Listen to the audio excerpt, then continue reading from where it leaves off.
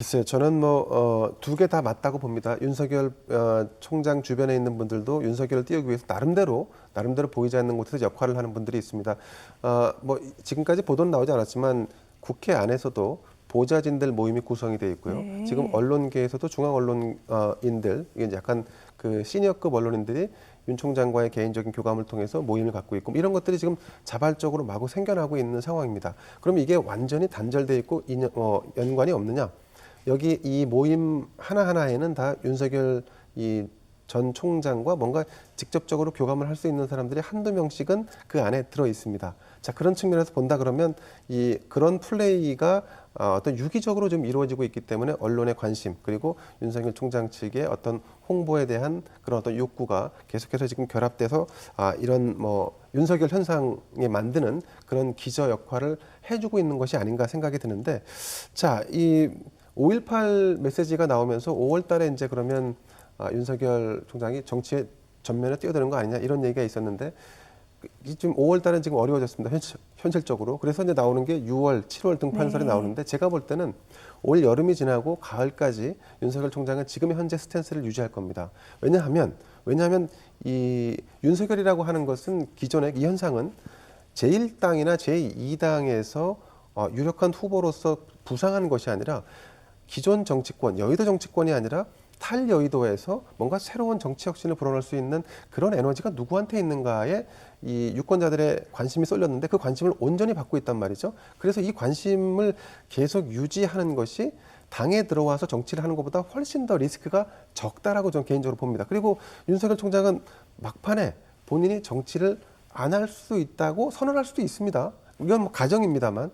근데 이제 이런 상황을 다 염두에 놓고 본다면 가을까지 가서 양당이 제1당, 제2당이 어느 정도 당내 경선을 좀 마무리 짓고 나서 그래도 이 유권자들이 탈여의도, 새로운 정치에 대한 희망을 계속 얘기한다면 윤석열 현상은 유지가 될 것이고, 그때 가서 윤석열이라는 후보가 야당이든 아니면 어디든 특정 세력과 이 결합을 해서 그래서 이제 새로운 정치를 꽃피우지 않을까 하는 기대감을 갖습니다. 근데 여기에 세력이 있어야 된다, 돈이 있어야 된다 이런 얘기들 많이 있는데, 사실은 요즘은 언택트 시대고, 그리고 또 자금 같은 경우는 문재인 대통령도 과거에 대선을 치를 때 담쟁이 펀드라고 해서 펀드를 조성해서 이 정치 자금을 조달을 한 적이 있습니다. 이런 것들 다 가능하기 때문에 지금 이제 과거식의 해석은 좀 의미가 없을 것 같고요. 지금 윤석열 전 총장에게 중요한 것은 일정과 메시지. 그래서 그 일정과 메시지에 맞춰서 이번에도 반도체 연구소에 간 것이고, 그런 일정들이 앞으로도 여름이 지나는 이 시기를 계속 유지하면서 가지 않을까 이렇게 예상을 해봅니다. 그렇군요.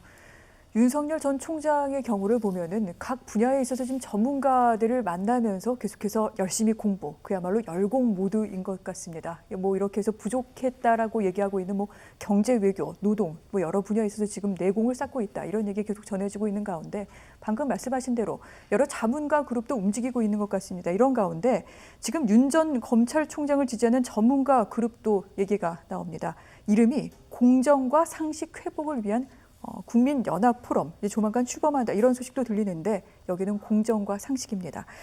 여러 면면으로 해서 사실 지금 조만간 등판할 것이다, 아니다, 국민의힘이 진영을 갖추는 한 여름 넘어서가 되지 않겠느냐, 아니다, 그것보다는 가을쯤에 이제 완전히 어떤 틀을 갖추고 난 다음에 올라올 것이다, 여러 얘기가 많이 나오는데, 교수님께서는 전반적으로 어떻게 보고 계십니까? 지금 윤석열 총장이 출마하겠다는 얘기도 아직 하지 않았고, 누가 공식적인 루트인지도 통론지도 아직 밝혀진 바가 없습니다. 그러다 보니까 윤석열이 시대의 아젠다가 돼야 된다라고 주장하는 사람들이 이런 모임들 또는 여러 가지 이야기들, 거리들을 계속 만들고 있어요.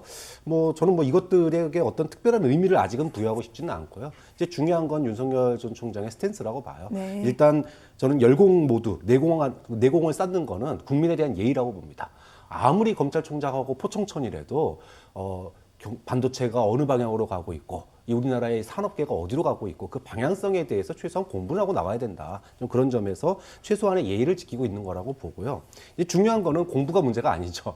인생은 실전입니다. 반기문 총장 세계의 대통령이라고 그랬는데 지하철 한번 잘못 타가지고 졸지에 국민들로부터 저 사람은 우리나라 별나라 사람이네, 공감대가 형성되지 않음으로 인해 가지고 순식간에 무너졌어요.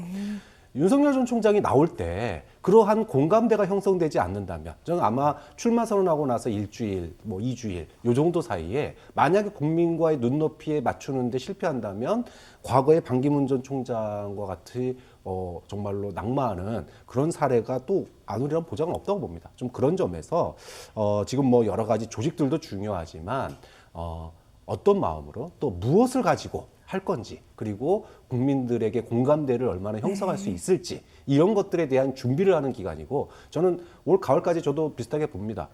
준비 없이 네. 어디에 그냥 꽃가마 타듯이 국민의힘에 입당하거나 그런 일은 저는 없을 거라고 보고요. 좀 그런 점에서 어떤 말을 내놓느냐 새로운 시대의 화두로 어떤 말을 내놓고 그리고 그것이 국민들 소위 말해서 현 정부에 실망한 2030 세대에게 희망을 줄 수 있느냐 그리고 일상생활에서 그런 것과 이반되는 어떤 괴리되는 그런 이질감을 주는 행동을 하지 않느냐 이런 것들이 저는 윤석열 전 총장이 출마 선언 이후에 아마 집중적으로 부각될 텐데 그 점이 저는 윤석열 총장이 지금 준비해야 될 대목이 아니냐라고 봅니다.